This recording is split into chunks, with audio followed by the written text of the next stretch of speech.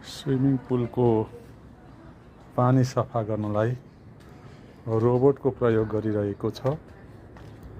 गर्मी भयो, पानी सफा गर्न स्विमिङ गर्न गरेको पोखरीको पानी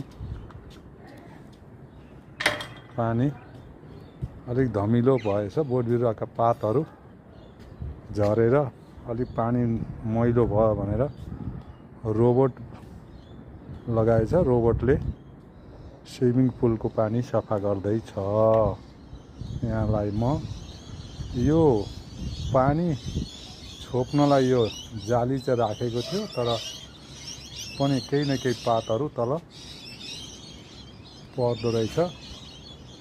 त्यसैले म यहाँहरूलाई यो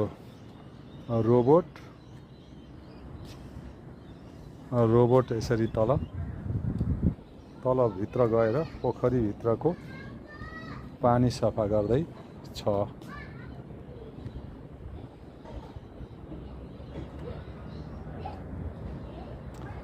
यो हाम्रो लागि नयाँ कुरा भए पनि विकसित देशमा सामान्य भइसकेको छ। मान्छेले गर्ने काम रोबोटले गर्दैछ।